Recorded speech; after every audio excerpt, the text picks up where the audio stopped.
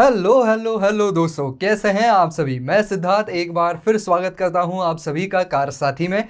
दोस्तों, आज बात हो रही है कि ऑल्टो 800 और वैगनार जो गाड़ी है, इन दोनों गाड़ियों में से कौन सी गाड़ी बेहतर है। अब देखिए, यहाँ पर दोनों गाड़ियों में फ़र्क काफ़ी ज़्यादा है। यहाँ पर हम बात करें तो ऑल्टो के मुकाबले वैगनार जो है वो थोड़े से ऊपर वाले सेगमेंट की गाड़ी है। तो इसी का विचार करते हुए मैंने दोनों ही गाड़ियों के जो टॉप एंड वेरिएंट जो पॉसिबल हो सकते थे, उन दो वेरिएंट्स को मैंने यहाँ पर चुना है और उन दो वेरिएंट्स को हम यहाँ पर कंपेयर करने वाले हैं और देखेंगे कि कौन सा वेरिएंट जो है या कौन सी गाड़ी जो है वो आपको उस वैल्यू में ज़्यादा से ज़्यादा फीचर दे पाती है। लेकिन दोस्तों, आगे बढ़ने से पहले हमेशा की तरह अगर आप इस चैनल पर नए हैं, अब तक आपने सब्सक्राइब नहीं किया हुआ है, तो दोस्तों इंतजार किस बात का कर रहे हैं। चैनल को फटाफट सब्सक्राइब कर दीजिए ताकि आप ऐसे ही नए नए वीडियो सबसे पहले देख सकें। तो चलिए दोस्तों, शुरू करते हैं। तो सबसे पहले मैं आपको बता दूं कि दोनों गाड़ियों के कौन से वेरिएंट्स मैंने यहाँ पर चुने हैं। तो यहाँ पर ऑल्टो का जो वेरिएंट चुना है वो है VXI, और जो वैगनर का वेरिएंट मैंने चुना है वो है VXI ऑप्शनल AMT 1.2 लीटर का जो आता है, वो वेरिएंट मैंने यहाँ पर वैगनर के लिए चुना है। अब जाहिर सी बात है कि यहाँ पर वैगनर जो है वो ऊंचे सेगमेंट की गाड़ी है, जिसकी वजह से इसकी प्राइस जो है वो भी ज़्यादा बढ़ जाती है। साथ ही साथ वैगनर के अंदर आपको ऑटोमेटिक का भी ऑप्शन आ रहा है, तो ये गाड़ी जो है वो थोड़ी सी कॉस्टली है। ऑल्टो की अगर मैं ऑन रोड प्राइस की बात करूँ इस वेरिएंट की पर्टिकुलर, तो वो आपको 4,45,744 रुपए की आती है। और वहीं पर वैगनर 1.2 लीटर ये वाला जो वेरिएंट है, उसकी अगर मैं अप्रॉक्सीमेटली ऑन रोड प्राइस आपको बताऊं तो वो आती है 6,84,417 रुपये। तो क्लियरली यहाँ पर जो है वो वैगनर ज़्यादा महंगी है, जहाँ पर आपको ऑल्टो 800 जो है वो 4.5-5 लाख रुपए में आ जाती है। अगर आप ऊपर की भी सारी चीज़ें एक्सेसरी वगैरह पकड़ ले तो भी 5 लाख से ज़्यादा ये गाड़ी नहीं जाएगी। वहीं पर अगर हम वैगनर की बात करें तो ये 6.5-7 लाख रुपए तक की जा सकती है, जिसकी वजह से यहाँ पर प्राइस डिफरेंस तो काफ़ी बड़ा देखने को मिलता है। अब बात कर लेते हैं इंजन्स के बारे में। तो यहाँ पर ऑल्टो के इस वेरिएंट के अंदर जो है वो आपको 797 सीसी का जो है वो इंजन देखने को मिलता है, तभी इसको ऑल्टो 800 बोलते हैं। और बात करें अगर वैगनर की, तो 1.2 लीटर का इंजन इसके अंदर आता है 1197 सीसी का। तो यहाँ पर ऑल्टो 800 के अंदर जो है वो 47.33 bhp की पावर आपको 6000 RPM के ऊपर मिलती है।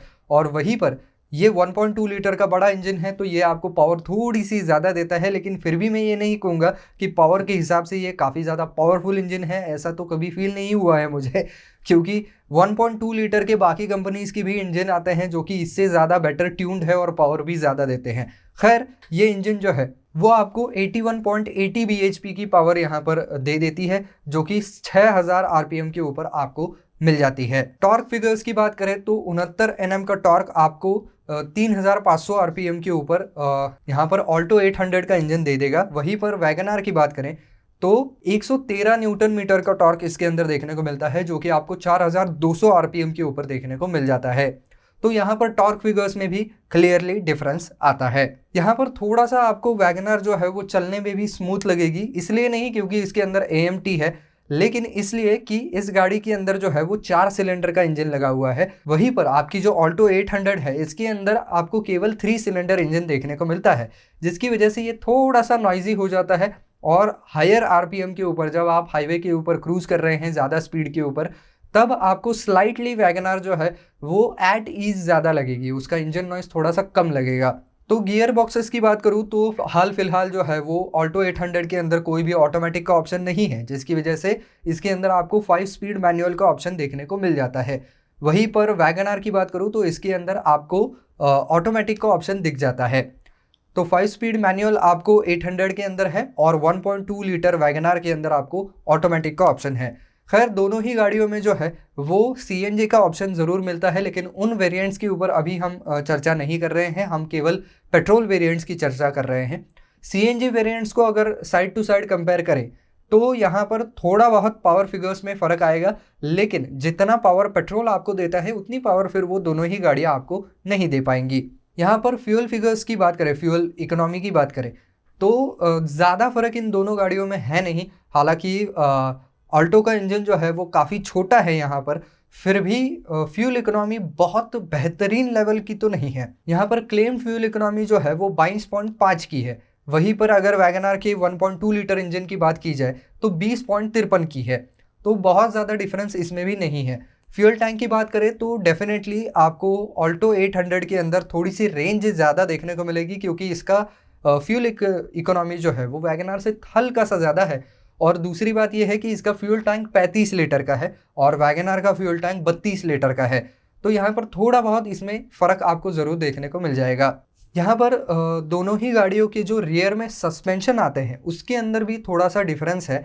तो ऑल्टो 800 के अंदर आपको गैस चार्ज जो सस्पेंशन होते हैं वो देखने को मिलेंगे, तो ये थोड़े से स्टिफर साइड पर होते हैं। वहीं पर आपको वैगन आर के अंदर जो है वो कॉइल स्प्रिंग टाइप के जो है वो सस्पेंशन देखने को मिलेंगे। तो राइड क्वालिटी के हिसाब से ये वाले सस्पेंशन जो है वैगन आर वाले वो थोड़े से बेटर हैं। दोनों ही गाड़ियों में आपको पावर स्टीयरिंग मिल जाएगा, लेकिन वैगन आर के अंदर आपको ये स्टीयरिंग जो है वो टिल्ट एडजस्टमेंट के साथ आता है, जो कि ऑल्टो के अंदर नहीं आता है। दोनों ही गाड़ियों में फ्रंट में डिस्क ब्रेक आते हैं और रियर में ड्रम ब्रेक्स आते हैं।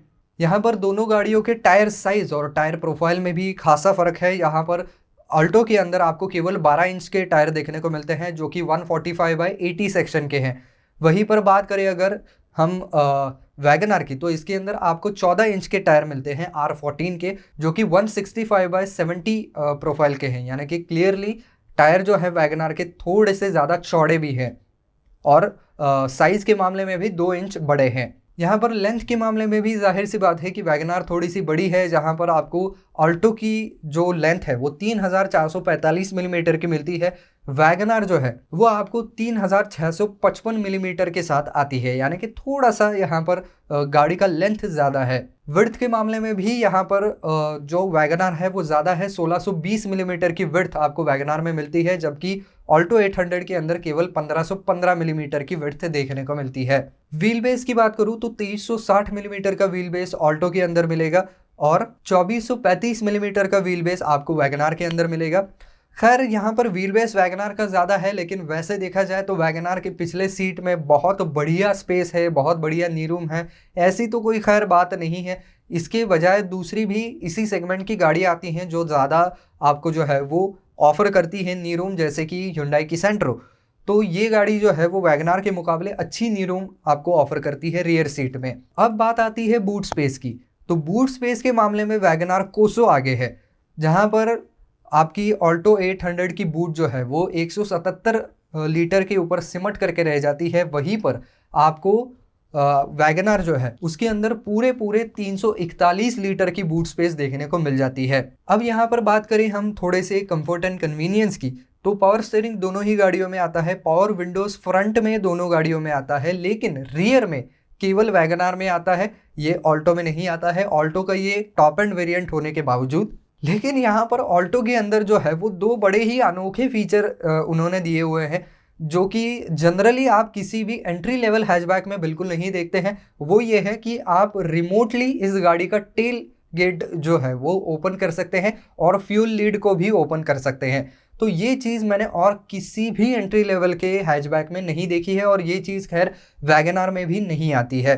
लो फ्यूल वार्निंग लाइट दोनों गाड़ियों में आता है। एक्सेसरी पावर आउटलेट जो है दोनों गाड़ियों में आता है। वैनिटी मिरर आपको वैगन आर के अंदर मिलता है, ये ऑल्टो के अंदर नहीं है। रियर सीट में हेडरेस्ट दोनों गाड़ियों में आता है। साथ ही साथ वैगन आर के अंदर जो है वो आपको फ्रंट में कप होल्डर्स भी देखने को मिल जाते हैं। ये चीज जो है वो आपको ऑल्टो के अंदर मिलती ही नहीं है, ना फ्रंट में आपको कप होल्डर्स है ना रियर में कप होल्डर्स है।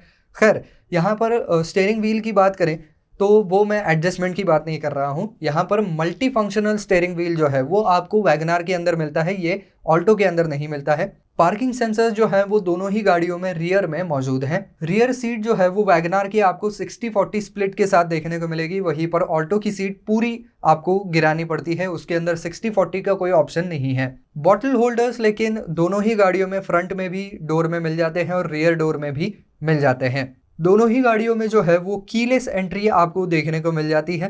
एसी और हीटर का फंक्शन जो है वो भी दोनों गाड़ियों में आता है। यहाँ पर डैशबोर्ड जो है वो दोनों ही गाड़ियों में ड्यूल टोन मिल जाता है। इसी के साथ साथ दोनों ही गाड़ियों में आपको डिजिटल ओडोमीटर मिलता है, साथ ही साथ डिजिटल क्लॉक भी मिलता है और इलेक्ट्रॉनिक ट्रिप मीटर्स भी दोनों ही गाड़ियों में देखने को मिल जाते हैं। दोनों ही गाड़ियों के अंदर आपको जो है वो हेडलाइट नॉर्मल ही मिलते हैं और वो हाइट एडजस्टेबल फीचर के साथ आते हैं। लेकिन एक्सटीरियर रियर व्यू मिरर्स जो हैं वो वैगनार के अंदर पावर एडजस्टेड है, वहीं पर ऑल्टो के अंदर जो है वो आपको उन्हें मैन्युअली ही एडजस्ट करना पड़ता है। दोनों ही गाड़ियों में आपको अलॉय व्हील का ऑप्शन नहीं मिलता है। ये थोड़ी सी मैं कहूँगा कि डाउनसाइड है इन दोनों ही गाड़ियों की, जहाँ पर कम से कम वैगनार के अंदर तो अलॉय व्हील का ऑप्शन आना चाहिए था, वो इस वेरिएंट में नहीं आ रहा है। तो दोनों ही गाड़ियों के व्हील्स के ऊपर व्हील कैप कंपनी की तरफ से फिटेड आपको मिल जाएगी। इससे भी ज़्यादा ताज्जुब की बात यह है कि सलेरियो जैसी कार के अंदर आपको रियर में वाइपर, डीफॉगर और वॉशर भी मिलता है, जो चीज़ यहाँ पर ना तो वैगनार में मिलती है और ना ही ऑल्टो के अंदर मिलती है। तो एटलीस्ट आपने ठीक है रियर वॉशर नहीं दिया, रियर वाइपर नहीं दिया, लेकिन कम से कम डीफॉगर दोनों ही गाड़ियों में चाहिए था, क्योंकि लगते हुए ये चीज़ बहुत मामूली लगती है लेकिन डायरेक्टली आपकी सेफ्टी के साथ कंसर्न है। क्योंकि जब आप रेनी सीजन में चलाते हैं, बहुत ज़्यादा फॉग आपकी रियर विंडो के ऊपर जमा हो जाता है, तब ये रियर डीफॉगर जो है वो विंडो को क्लियर करने में बहुत ज़्यादा हेल्प करता है आपकी। और आपको पता है कि जब रेनी सीजन में चल रहे हैं तो आपके रियर व्यू मिरर्स जो है, आउटसाइड रियर व्यू मिरर, वो बहुत ज़्यादा धूल और मिट्टी कैच कर लेते हैं, जिसकी वजह से विजिबिलिटी क्लियर नहीं होती है। तो ड्राइवर को आपके अंदरूनी जो मिरर्स होते हैं उसके ऊपर ज़्यादा निर्भर रहना पड़ता है। तो इसके अंदर अगर डीफॉगर का फंक्शन आए तो वो ड्राइवर कम से कम अपने पीछे कौन सी गाड़ी चल रही है ये बेहतर तरीके से जान पाएगा। तो इसकी वजह से ये चीज़ बहुत ज़्यादा ज़रूरी थी। अब बात आती है दोस्तों सेफ्टी की। तो देखिए दोनों ही गाड़ियाँ जो हैं वो सेफ्टी के मामले में, रेटिंग की बात करूँ तो कुछ खास रेटिंग इन दोनों ही गाड़ियों की नहीं आई है, लेकिन जो कुछ स्टैंडर्ड सेफ्टी फीचर यहाँ पर देने होते हैं जैसे कि ABS या EBD, ये चीज़ें इन गाड़ियों में आती हैं। साथ ही साथ सेंट्रल लॉकिंग भी दोनों गाड़ियों में आता है, चाइल्ड सेफ्टी लॉक भी दोनों गाड़ियों में आता है, लेकिन ये जो speed sensing auto door lock या पावर डोर लॉक जो ऑप्शन आता है वो दोनों ही गाड़ियों में नहीं देखने को मिलता। दोनों ही गाड़ियों में 2 एयरबैग्स जो हैं वो स्टैंडर्ड आती हैं फ्रंट में। यहाँ पर सीट बेल्ट वार्निंग भी दोनों गाड़ियों में आती है और डोर अजार वार्निंग आपको वैगनार के अंदर मिलती है, लेकिन ये कोई भी ऐसी सिस्टम आपको ऑल्टो के अंदर देखने को नहीं मिलती है। जहाँ पर ऑल्टो की आप रिमोटली बूट वगैरह ओपन कर सकते हैं, फ्यूल लिड ओपन कर सकते हैं, ऐसी गाड़ी के अंदर डोर अजार वार्निंग और टेल गेट अजार वार्निंग आती ही नहीं है। ये बड़े ताज्जुब की बात है। ये फैंसी फीचर देने के बजाय यहाँ पर अगर रियर में आप पावर विंडोज़ दे देते और डीफॉगर दे देते या डोर अजार वार्निंग दे देते तो कम से कम सेफ्टी के लिहाज से तो ज़्यादा अच्छी चीज़ ये हो जाती थी। यहाँ पर इंजन इमोबिलाइजर, साथ ही साथ crash sensor, centrally mounted fuel tank, ये फीचर दोनों ही गाड़ियों में आते हैं। साथ ही साथ चेक इंजन लाइट भी दोनों गाड़ियों में आपको देखने को मिल जाता है। एंटी थेफ्ट डिवाइस दोनों गाड़ियों में आता है, स्पीड अलर्ट भी दोनों गाड़ियों में आता है। प्री टेंशनर और फोर्स लिमिटर टाइप के जो सीट बेल्ट्स हैं वो केवल आपको वैगनार के अंदर देखने को मिलते हैं, ये ऑल्टो के अंदर नहीं है। यहाँ पर इंफोटेनमेंट सिस्टम की बात करूँ तो दोनों ही गाड़ियों में 2 DIN इंफोटेनमेंट सिस्टम मिल जाता है, लेकिन दोनों गाड़ियों में जो है वो आपको केवल फ्रंट में 2 स्पीकर मिलते हैं, रियर में कोई स्पीकर नहीं मिलते हैं। और जो सुजुकी की अपनी इंफोटेनमेंट सिस्टम है स्मार्ट प्ले डॉक, ये दोनों गाड़ियों में आती है। यानी कि एक बड़ा अगर आप टच स्क्रीन एक्सपेक्ट कर रहे हैं तो ऐसी चीज़ इसके अंदर आपको देखने को नहीं मिलेगी, और ना ही इसके अंदर कोई नेविगेशन का फीचर आपको देखने को मिल पाता है। तो ये कुल मिलाकर के जो है एक पूरा लेखा जोखा है इन दोनों गाड़ियों का। तो देखिए दोस्तों, यहाँ पर देखा जाए तो दोनों गाड़ियों के प्राइस में काफ़ी ज़्यादा डिफरेंस है, तकरीबन 2-2.5 लाख रुपए का डिफरेंस है। लेकिन यहाँ पर इतने पैसे देने के बाद क्या वैगनार उतने ज़्यादा फीचर आपको दे रही है? तो जवाब आता है कि जी नहीं। इतने पैसों में जो है वो बाकी की गाड़ियाँ बहुत सारे फीचर्स दे सकती हैं, जहाँ पर आपको वैगनार जो है वो तकरीबन 7 तक जा रही है। उतने ही पैसे आप रेनो ट्राइबर जैसी गाड़ी में डालेंगे तो बहुत सारे फीचर्स आपको मिल जाएंगे। वहीं पर आप अगर थोड़ी सी कम स्पेस के साथ एडजस्ट कर सकते हैं तो रेनो क्विड भी आपके लिए एक बहुत बेहतरीन ऑप्शन बन सकता है, क्योंकि रेनो क्विड के अंदर आपको 1 लीटर का इंजन आता है, लेकिन उसके अंदर भी आपको ऑटोमेटिक का ऑप्शन आता है। और रेनो क्विड के अंदर बहुत सारे ऐसे फीचर हैं जो कि इन दोनों ही गाड़ियों में नहीं आते हैं। तो इसकी वजह से फिर वैगनार जो है वो उतनी ज़्यादा वर्थ नहीं लगती है। लेकिन इन दोनों गाड़ियों के कंपैरिजन में देखा जाए तो हाँ, क्लियरली अभी वैगनार जो है वही सामने लीड करती हुई नज़र आती है, क्योंकि कुछ फीचर्स इसके अंदर गारंटीड ज़्यादा मिलते हैं आपके ऑल्टो के मुकाबले। तो दोस्तों आपको कौन सी गाड़ी ज़्यादा पसंद आई, ऑल्टो या वैगनार, हमें कमेंट सेक्शन में लिख करके ज़रूर बताएं। और साथ ही साथ अगर आपको ये कंपैरिजन अच्छी लगी है तो दोस्तों वीडियो को लाइक करना बिल्कुल ना भूलें और ज़्यादा से ज़्यादा वीडियो को शेयर भी कर दें।